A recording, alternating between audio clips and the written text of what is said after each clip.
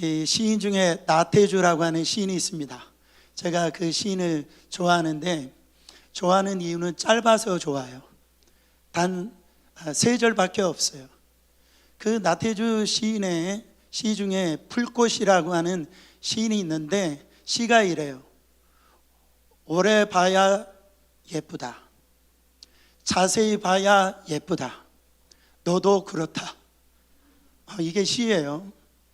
그러니까 이 풀꽃에 대한 어떤 이 아끼는 마음, 사랑하는 마음을 그 시에다 이렇게 표현했는데, 저는 이 시를 읽으면서 이 하나님을 생각했는데, 이거는 하나님과 맞지 않다. 하나님이 우리를 보실 때 자세히 봐야 예쁘고 오래 봐야 사랑스럽고 그렇지 않아요. 하나님은 우리를 딱 보면 그냥 사랑하세요. 우리를 그냥 예뻐하세요. 할렐루야. 우리 옆 사람에게 딱 보니까 예쁘십니다. 그냥 아름다우십니다. 오래 볼 거 없어요. 그렇죠? 그냥 보면 예쁘시고 아름다우세요. 제가 월요일날 새벽에 새벽 예배 가려고 딱 잠에서 일어났는데, 진짜 그 영음이라고 그러죠. 하나님의 음성을 들었어요.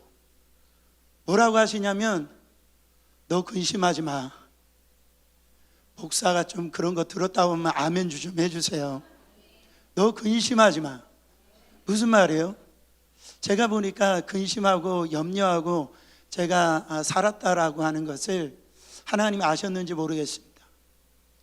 그래서 저는 오늘 이 말씀이 저뿐만 아니라, 제가 그래서 뭐 다른 본문 볼 것도 없고 오늘 이 말씀을 증거해야 되겠다, 그렇게 생각하겠어요.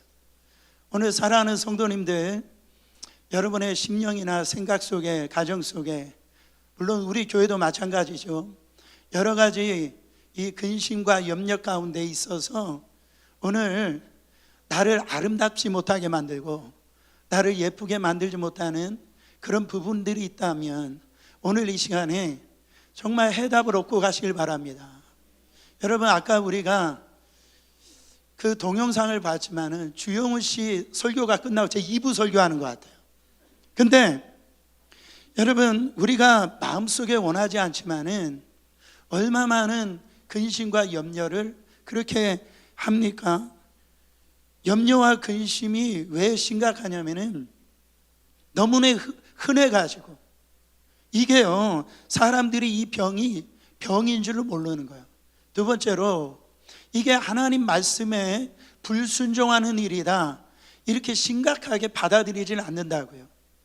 여러분, 하나님께서 오늘 말씀하실 때 바로 뭐라고 말씀하셨냐면, 근심하지 마라, 이렇게. 너 근심하지 않았으면 좋겠다, 이렇게 말씀하시지 않았어요. 성경에 하나님 말씀 십계명을 보면 간음하지 말아라, 살인하지 말아라, 도둑질하지 말아라, 이 말씀이 있죠. 이 말씀을 들었을 때, 그렇지, 나 간음하면 안 되지, 도둑질하면 안 되지, 살인하면 안 되지, 그런 마음이 있단 말이에요. 왜? 그렇게 하면 주인 줄 아니까. 근데 이 염려하지 말아라, 근심하지 말아라, 이 말씀을 들을 때에 그런 반응이 없다라는 거예요. 왜? 목사님, 그거 나만 합니까? 목사님도 하시잖아요. 다른 사람들 다 하는데, 뭐 염려 근심이라고 하는 이거에 대해 있어서 여러분 심각하게 민감하게 생각하지 않기 때문에 이것이 질병임에도 불구하고 이게 병이지도 모르고 그렇게 살아가고 있다라는 거예요.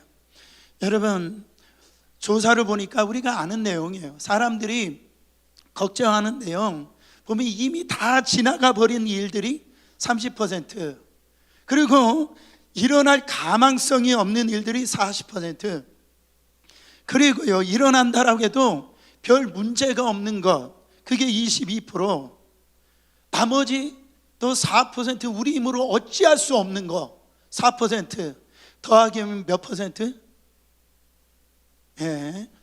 모르면 가만히 계시죠. 96%. 그러니까요, 우리가 어쩔 수 없는 내용이고, 우리가 염려라고 하는 거 가만히 보면 그게 다 쓸모없는 일이라는 거 보여주고 있다라는 거예요. 헨리 나우엔이라고 하는 아주 저도 좋아하는 이런 영성 가이잖아요.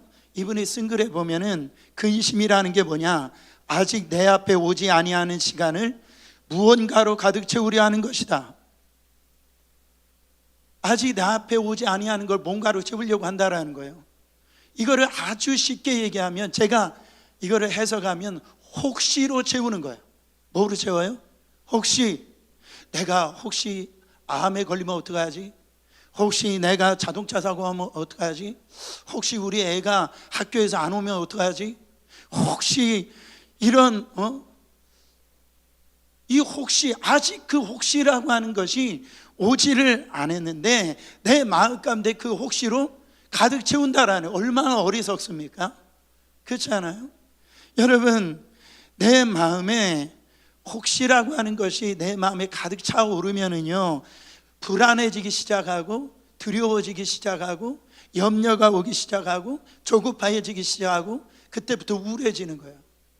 그 현장에서 우울해지는 거예요. 그래서 우리 안에 이 신앙의 아름다움, 신앙의 기쁨을 다 빼앗더라는 거예요. 여러분, 우리가 신앙하면 뭔가가 막 순교적이고 어떻게 보면 뭔가 그냥 아주 때가 하나도 없고 뭔가가 그런 어떤 그런 것을 우리가 신앙이라고 생각하지만, 따라합니다. 신앙은 현실이다. 신앙은 현실이에요. 현실에 내가 어떻게 살아가느냐의 모습을 보면 그 사람이 신앙이 좋은지 아닌지를 볼 수가 있어요. 아무리 내가 여기에서 뭐 찬양을 열심히 하고 뭔가 뭐 40일 금식 기도하고 뭐 헌금을 많이 낸다 한다 할지라도 내가 서 있는 그곳에서 지금 아직 일어나지 않는 일에 대해서 염려하고 근심하고요, 그냥 한숨 쉬고 정말 푹 꺼지는 것 같아요. 그렇게 하고 있다고 한다면 우리의 신앙 잘못되고 있다라는 거죠.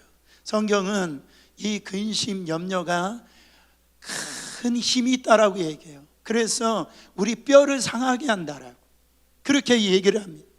그러니까 근심 걱정은 여러분 우리 안에 밀려오면은 우리 뼈를 마르게 하고요, 우리의 삶을 완전히 메말르게 하는 거예요. 그래서 여러분, 성경은 염려 근심을 550번을 얘기를 하는 거예요. 사랑하는 성도 여러분, 그러면 질문합니다. 근심이 안 좋다라는 걸 알아요, 몰라요? 여러분, 근데 잘 돼요, 안 돼요? 저의 질문은 고민할 거 없어요. 근데 잘 돼요, 안 돼요? 여러분, 근심 없으세요? 근심 있잖아요. 근심 있는 정도가 아니고 정말 많이 있잖아요. 얼마나 많이 있습니까? 제가 눈을 딱 쳐다보니까 그냥 다크서클이 얼마나 많은지, 그렇게 그냥 그 근심 때문에 염려 가운데 잠을 못 자가지고 그렇게 살아가고 있는 우리의 모습이 안 좋습니까?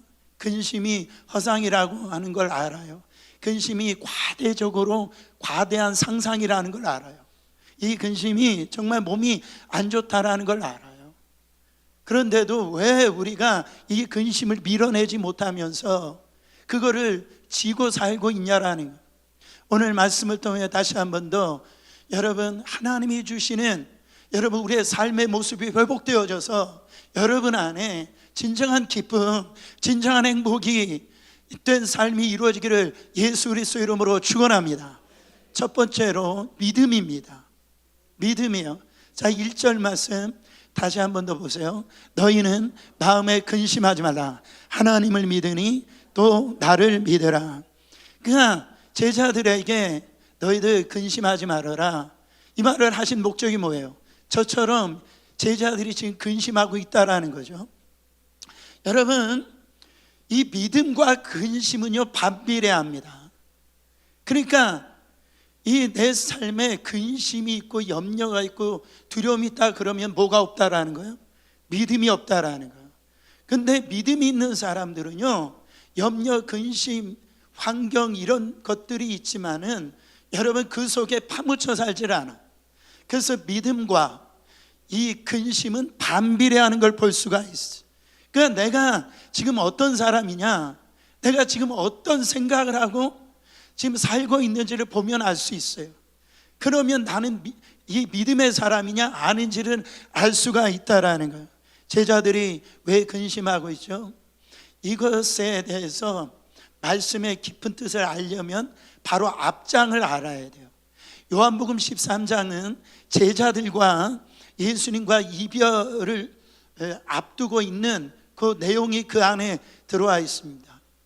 이제 예수님이 사실은 이런 말씀을 한두 번 한 게 아니에요. 내가 이제 너희들 떠날 거야. 떠나는데 내가 이제 이 고통을 당하고 이제 고난을 당할 거야. 그리고 그 순간에 너희들은 배반할 것이다. 이 말씀을요, 그때만 한 게 아니라 종종 했어요. 근데 예수님께서 십자가에 죽으실 거라고 하는 것을 말씀을 하셨지만은 이 제자들의 생각 안에 그게 들어와 있지 않는 거예요. 딴 생각을 하고 있는 거예요. 제자들은요, 예수님이 돌아가시면은 어떤 생각을 하고 있었어요? 자기가 지금까지 투자해 놓은 거 다 헛것이 되는구나, 이런 생각을 가지고 있었어요. 여러분, 호산나 호산나 다윗의 자손이요, 종려나무 가지를 흔들고요, 예수님이 예루살렘 입성할 때에 그들이 외치했던 외침은 그런 예수님에 대해서 잘못된 그 생각으로 예수님을 맞이한 걸 볼 수가 있어요. 그들은요, 예수님을 왕 삼아서 자기들은 그 높은 자리, 자기의 뜻을 이루려고 했다라는, 예수님을 믿는 그 믿음이 잘못된 목표를 가지고 믿었다라는 거예요.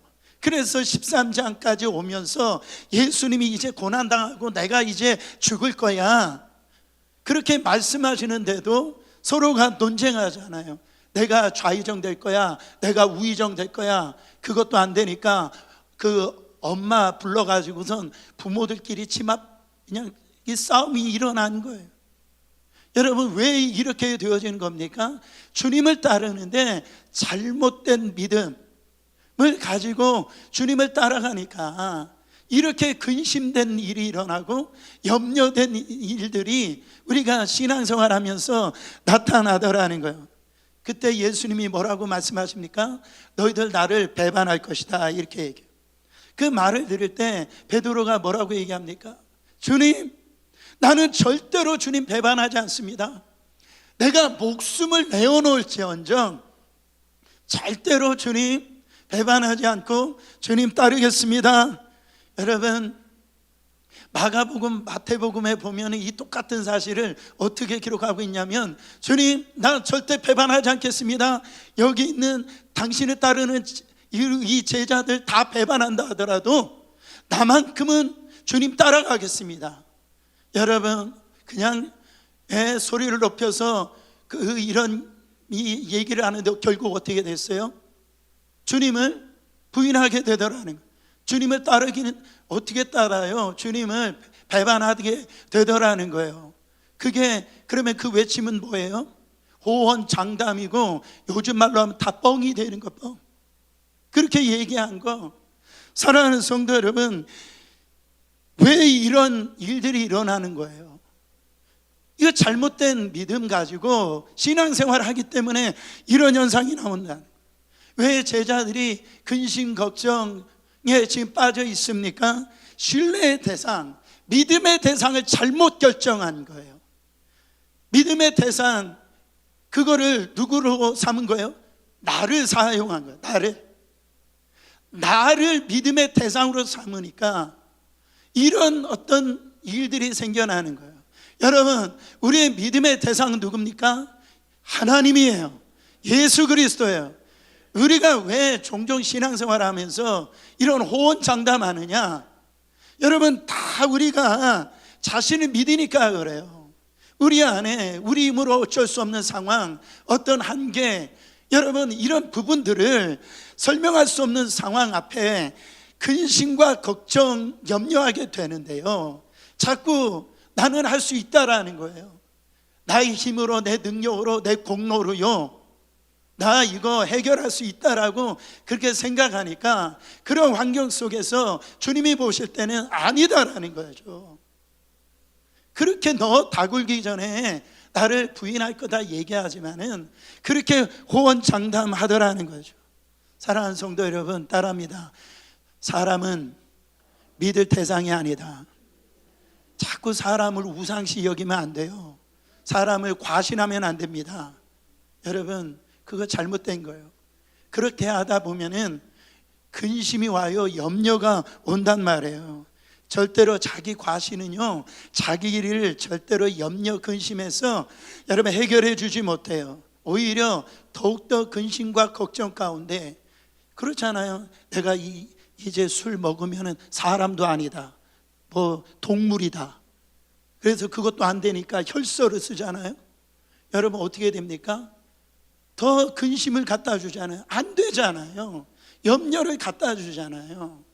사랑하는 성도 여러분, 지금 이 다른 제자들도 마찬가지, 베드로만 그런 게 아니에요. 다른 제자들도 나 부인하지 않습니다, 따르지 않습니다, 이 주님을 버리지 않을 것입니다. 자꾸 자기라는 거, 자기.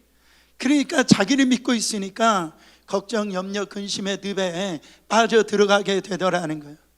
예수님께서는 오늘 우리의 자기라고 하는 이런 공수뼈를 떼고요, 오늘 다시 한 번 더 이 근심 걱정을 해결할 수 있는 그 진정한 그 믿음을 말씀해 주고 계시는 거예요.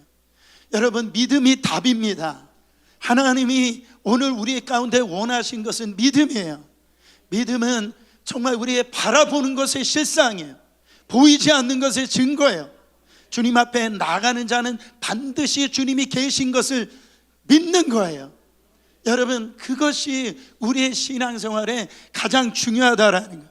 그런데 오늘 말씀해 보니까 그냥 믿음이라고 하지 아니하고, 여러분 1절 말씀 다시 한 번 더 봉독해 보세요. 너희는 마음에 근심하지 말라. 하나님을 믿으니 또 나를 믿으라. 그냥 믿으라고 하지 않고요, 하나님을 믿으니 나를 믿으라, 주님을 믿으래요. 여러분, 이스라엘 사람들은 하나님을 잘 믿었어요. 정말 잘 믿었습니다. 이 당시에 로마에 지금 이제 통치 가운데 있는 그런 환경 가운데 있었잖아요. 이 이스라엘 백성들은 하나님을 믿었어요. 누구를 믿었느냐면 메시아가 올 거라는 걸 믿었어요.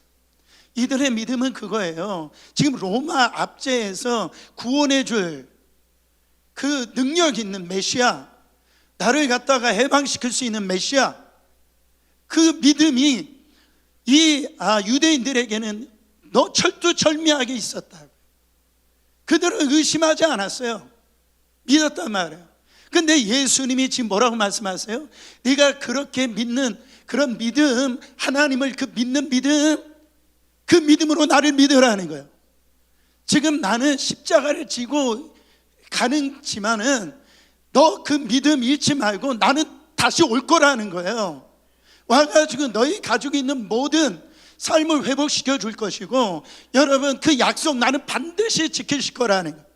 이 말이 뭡니까? 예수가 하나님이라는. 여러분, 우리 예수님을 우리는 도덕적인 분으로 믿는 게 아니잖아요. 훌륭한 성인으로 믿는 게 아니잖아요. 우리는 예수를 하나님으로 믿는 분과 아닌가 분이지 않습니까? 그런데 우리는 자꾸 우리의 믿음의 이 테두리를 가둬놓고 예수님을 우리가 따르고 있지 않냔 말이에요. 하나님을 믿으니 나를 믿으라.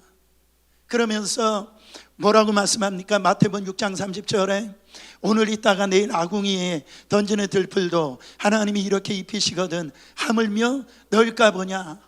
여러분, 들풀 자세히 봐야 되고 오래 봐야 그만큼 보여지는 이 들풀, 어떻게 보면 사소한 것이고 아무것도 아닌 거, 내일 있어봐야 이제 말라서 아궁이에 던져들 이 들풀, 그 들풀 하나님이 먹이시고 입히시고 다 하신다라는 거예요. 근데 하물며 너일까 보냐.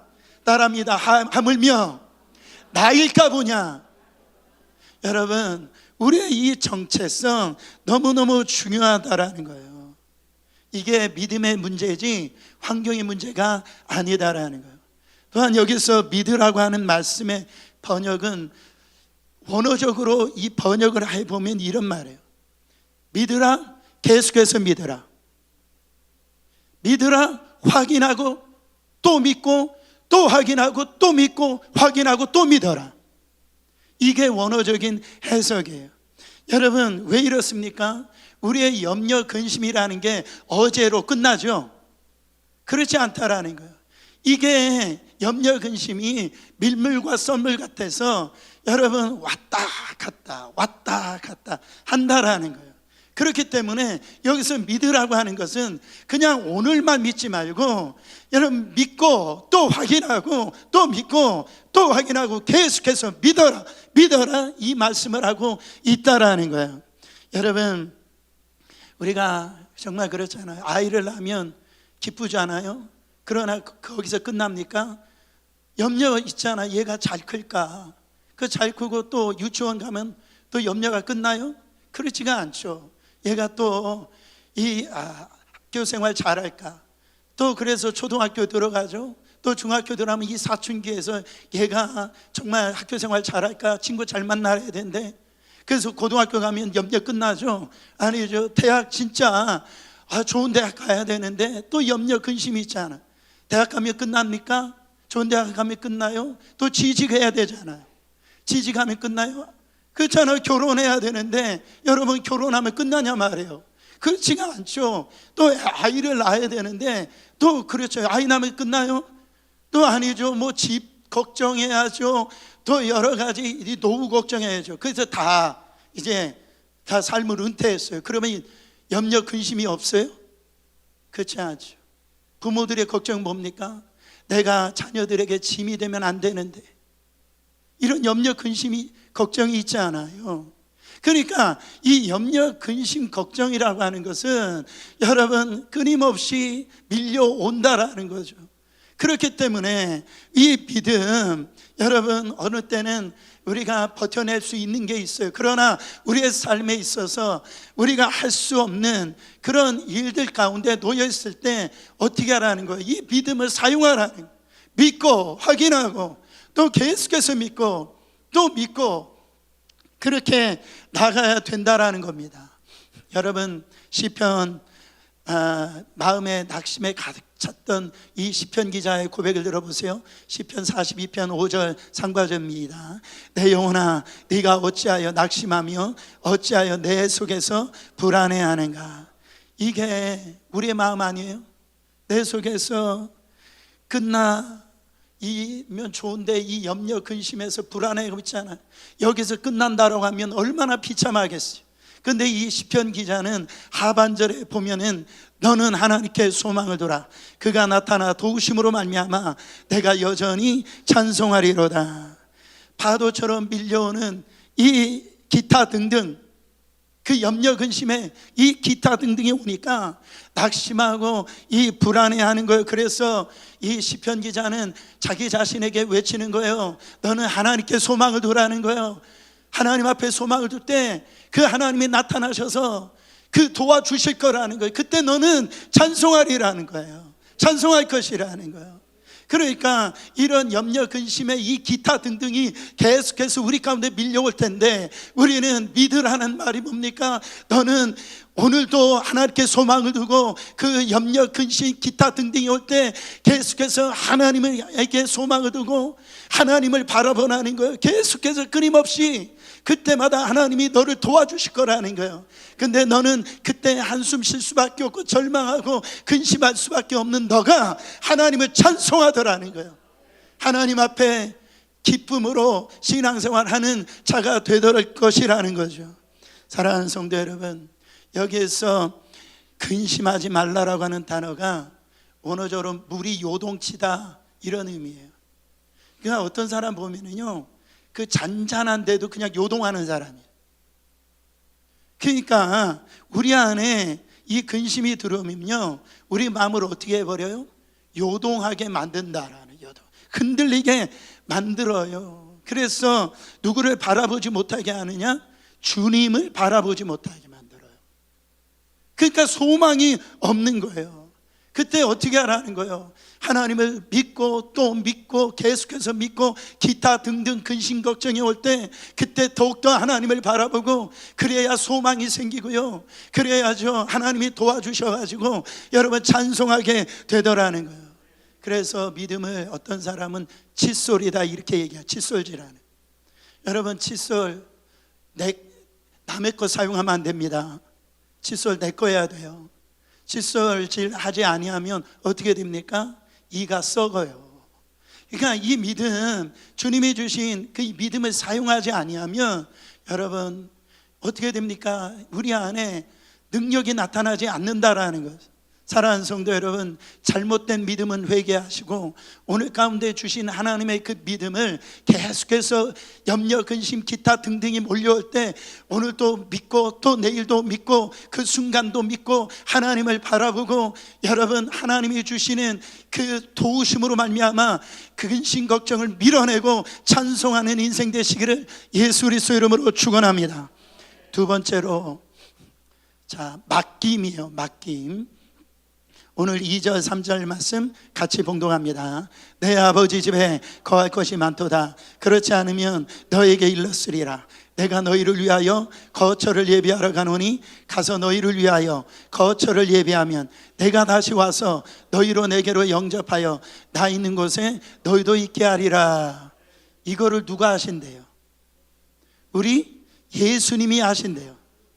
그러니까 이 천국을 위해서 내가 이 가는 것이 너희들한테 유익인데 거기서 내가 그 천국 안에서 너희들 거처, 집, 맨션 그거를 내가 너희를 위해서 만들어 놓을 거야. 이거를 누가 하신다는 거예요? 우리 주님이 하신다라는.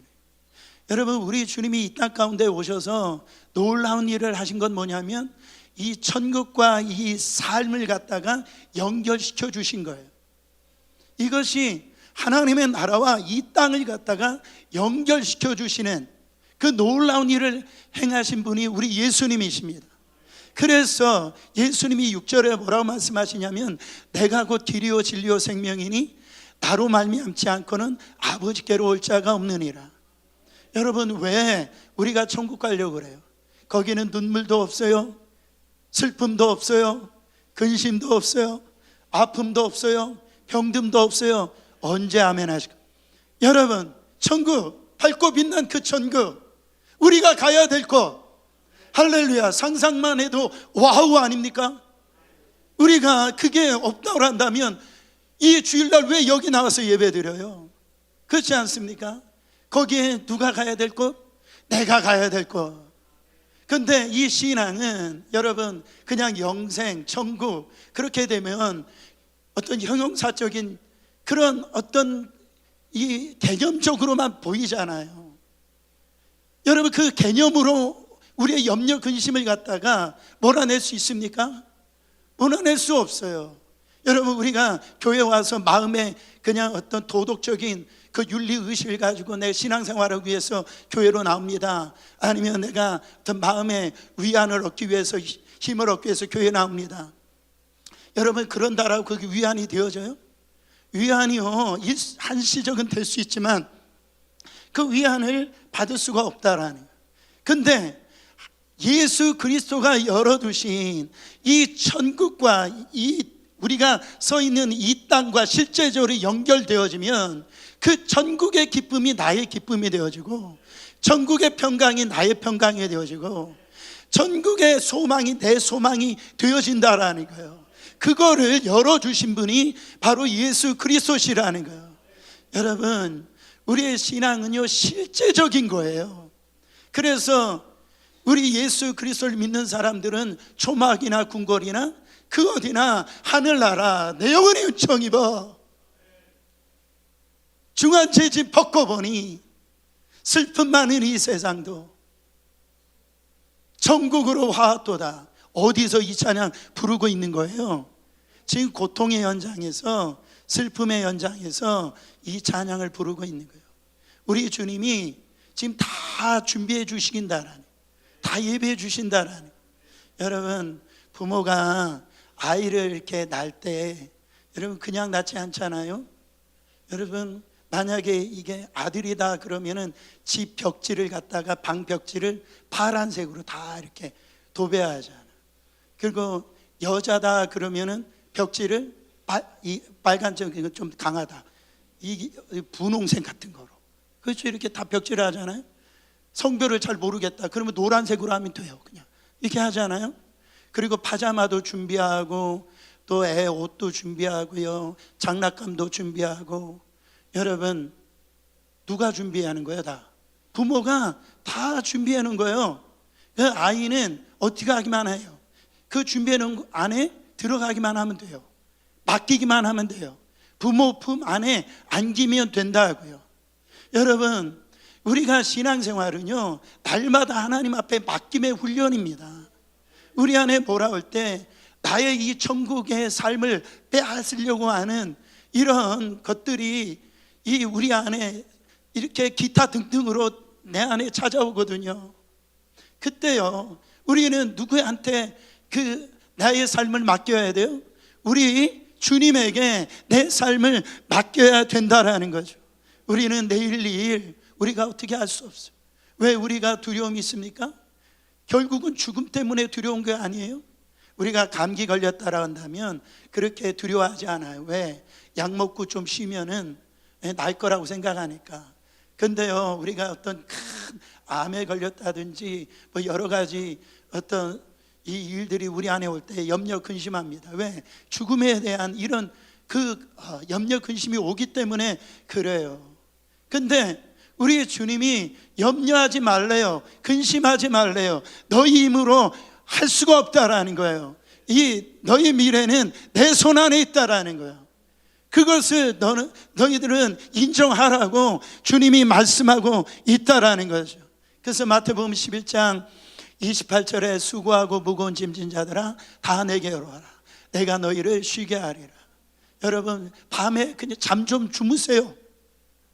그냥 내일 염려 근심하고 그냥 여러분 그렇게 한다라고 해서 여러분 그게 해결되는 일이 아니라고요. 주님, 내일 일은 내일이 아닙니다. 주님의 일입니다. 그래서 내일 일을 내일 염려라 할 때 거기에서 주어가 그 내일 걱정하라고 하는 이 부분에 있어서 주어가 내일이라고 하는 데가 주어예요. 그러니까 내일은 내일에 맡기라 이런 말이에요. 그게 누구 안에 속한 것이니까? 하나님 안에 속한 것이니까. 우리가 하나님 앞에 맡길 때 여러분, 우리 안에 주님이 주는 쉼과 그 기쁨을 느끼면서 신앙생활 할 수 있다라는 거예요. 그런 은혜가 여러분 안에 일어나기를 예수 그리스도 이름으로 축원합니다. 여러분 건강 맡기세요. 여러분의 직장 맡기세요. 여러분의 자녀의 삶 주님 손에 맡겨드리세요. 주님이 그것을 다 주님께서 인도해 주신다라고 약속해 주셨으니 내가 품지 마시고 오늘 주님 손에 올려드리시기를 예수 그리스도 이름으로 축원합니다. 세 번째 한 가지 더 보면 12절부터 14절 말씀입니다. 근심을 해결할 수 있는 방법. 내가 진실로 진실로 너에게 이르노니 나를 믿는 자는 내가 하는 일도 그도 할 것이요 또한 그보다 큰 일도 하리니 이는 내가 아버지께로 감이라. 너희가 내 이름으로 무엇을 구하든지 내가 행하리니 이는 아버지로 하여금 아들로 말미암아 영광을 받으시게 하려 함이라. 14절 내 이름으로 무엇이든지 내게 구하면 내가 행하리라. 여러분, 이 말씀을 들을 때마다 막 가슴이 뛰지 않아요? 내가 우리 주님보다 더 큰 일 한다고? 내가 구하는 거 하나님께서 다 응답해 주신다고? 막 이런 얘기를 들을 때 보면 진짜 저도 성경 읽을 때 거기다 형광펜으로 막 동그라미 치고 막 빨간색으로 막 밑줄 긋고요, 막 그래가지고 그거 읽으면은 막 힘이 나요. 막 그 소망이 생겨요. 이 말씀을 막 읽을 때 너무너무 좋아요. 너무 힘이 나요. 그렇지 않아요? 근데 이 말씀 잘못 이해하면 어떤 현상이 나오냐면 이런 거예요. 주식을 딱 사놓고 하나님 내 이름으로 예수님의 이름으로 구합니다. 하나님 그냥 제가 큰 거 안 바랄게요. 그냥 10배만 뛰게 해주세요. 이럴 수가 있다. 무엇이든지 구하면 내가 다 응답해 주겠다 하니까. 여러분, 물론 자기도 체면이 있고 어떤 위치가 있고 그래가지고 대놓고는 얘기 안 해요. 성경 말씀대로 골방에 들어가가지고 누가 들을까봐, 아니면 하나님이 알려주시면 누가 주식 대박 날까봐 자기가 그냥 소근소근, 하나님 이거 들어주신다라고 그랬죠? 응답해 주셔야 된다고 그랬죠? 내가 주님보다 더 큰 일을 하실 수 있다며요. 이게 필요해요. 이럴 수가 있다라는 거예요. 여러분, 여기도 강조 포인트가 뭐냐면은 내가 다 들어주겠다가 아니라 내 이름으로 구하면에 있어요. 강조점이 어디 있다고요? 내 이름으로 구하면, 내 이름으로 구하면 네가 기도하는 거 내가 다 들어줄게.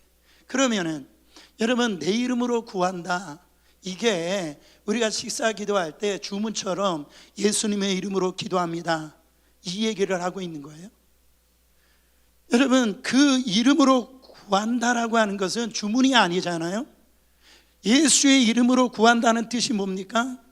그 속에는 그 예수님의 그 뜻대로, 그 예수님의 기도의 열정대로, 그 예수님의 그 기도의 그 마음대로 그 기도하겠다라고 하는 그 목적이 그 안에 다 들어가 있다라는. 여러분, 내가 새벽 기도 많이 한다라고 하나님이 들어주시는 거예요? 내가 어떤 뭐 이렇게 열심히 뭐 이렇게 노력을 한다라 해서 하나님이 다 기도 들어주신다라는 거예요? 그러니까 우리가 10년을 기도하고 20년을 기도해도 우리 안에요 응답이 없는 것은 바로 그것이 올바른 기도인가, 정말 예수님의 이름으로 기도한 기도인가, 그거를 우리가 받아야 된다라는 거죠. 그러니까 예수님의 이름으로 기도한다라는 것은 예수님처럼 기도한다, 이런 말이죠. 내가 예수님으로 기도한다는 게 예수님의 기도의 내용으로, 예수님처럼 그런 기도의 열정으로 예수님께서 주시는 그런 기도의 그 목표가 우리 안에 이루어졌을 때 내가 다 들어 응답해 주시겠다라고 말씀하고 있어요. 여러분, 예를 들어서 두 사람이 있다고 생각해 보세요. 자, 한 사람은 이렇게 기도합니다. 하나님, 오늘 화창한 날씨를 주세요 했더니 누가 이런 기도를 했냐면 신혼부부가 신혼여행 가려고 하니까 이 기도를 하는 거예요. 근데 한 사람이 이런 기도합니다. 하나님, 오늘 하늘에서 비를 내려주세요. 누가 기도하는 거예요? 지금 논이 막 쩍쩍 갈라져 가지고 지금 이게 농사가 안 되는 거예요. 그 농부의 기도예요. 그러면 하나님께서 누구의 기도를 들으실까요? 여러분, 아마 여러분들은 농부의 기도요 이렇게 하실 거. 신혼여행 배 아프잖아요. 그런 마음이 있을 거라는. 그러나 하나님은 다 들으세요. 다 들으신단 말이에요.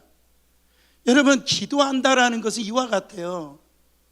하나님이 원하시는 거, 아버지의 뜻, 아버지께서 구하기를 원하시는 것 속으로 들어가야 돼.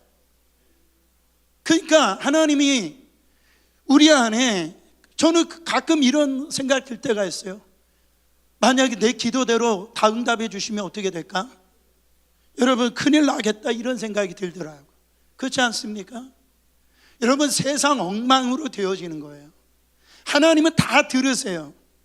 예수님처럼 기도한다는, 예수님이 아버지 안에서 기도했던 것처럼 그냥 어떤 그런 이 습관적으로 우리가 기도하는 어떤 그런 부분들에 있어서 예수님은 적당하게 기도하지 않았어요. 땀방울이 핏방울대로 기도했던 그 열정처럼 목표가 분명했어요. 아버지의 뜻을 이루는 것. 그 모든 그 기도가 예수님처럼 기도할 때 내가 다 들어 응답해 주겠다라고 말씀하고 있어요. 근데 우리가 기도했는데 예수님 닮지 않아요? 여러분, 이런 일이 왜 일어납니까? 우리가 기도하는 내용이 바로 나의 이익과 나의 정욕을, 나의 만족을 위하여 여러분 그 기도한 거 아니냐 말이죠. 만약 우리가 정말 예수님처럼 기도했다고 한다면 우리의 삶이, 우리의 인격이, 우리의 인성이, 여러분 우리의 모든 삶의 모습들이요 변화가 일어날 거라는 거예요. 왜요? 예수님처럼 기도했기 때문에 그래요. 하나님의 뜻이 이루어지더라는 거죠. 사랑하는 성도 여러분, 믿음 없는 이방인들처럼 기도하지 마시고 바로 예수님처럼 기도하셔서 우리 안에 있는 염려 근심을 내어 버리시는 여러분 되시기를 축원합니다. 결론적으로 이런 염려 근심을 빠졌던 이 베드로가 베드로전서 5장 7절부터 9절에 이렇게 말씀합니다.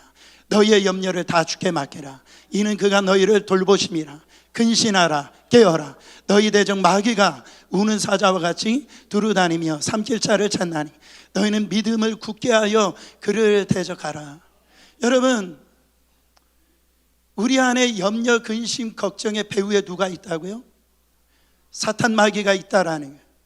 그러니까 이거 다른 사람도 다 해. 이거 누구나 다 하는 거 아니야? 그럴 수밖에 없는 거, 이거 뭐 당연한 거 아니야? 그게 아니다라는 거예요. 여러분, 아침에 일어났을 때 내 안에 믿음이 있는 사람이요, 오늘 할렐루야, 하나님이 주신 날이야, 하나님이 새 일을 행하실 거야, 하나님이 놀라운 일을 행하실 거야, 하나님이 나의 삶 가운데 역사하실 거야, 할렐루야. 근데 일어났을 때 근심, 염려, 근심, 기타 등등이 내 안에 몰려옵니다. 나 죽을 것 같아, 오늘 하루 나는 힘들 것 같아, 나는 쓰러질 것 같아. 여러분, 배후에 누가 있다라는 거예요. 사탄 마귀가 거기서 배후에서 역사하고 있다라는 거예요. 우리는 어떻게 알합니까? 바로 하나님 앞에 믿음을 두고 뭐 하래요? 선포하래요. 대적하래요.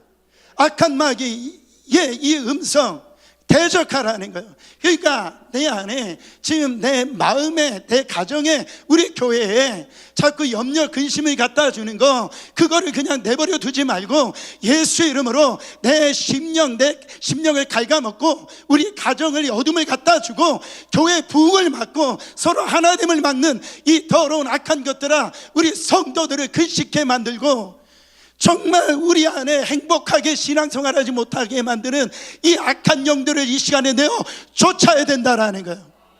그 선포 오늘 여러분 안에 일어나길 바랍니다. 그래서 우리 안에 있는 모든 근심이 떠나가고 내 안에 주신 예수 그리스도로 말미암아 기쁨, 평강, 쉼을 누리시기를 예수 그리스도 이름으로 축원합니다.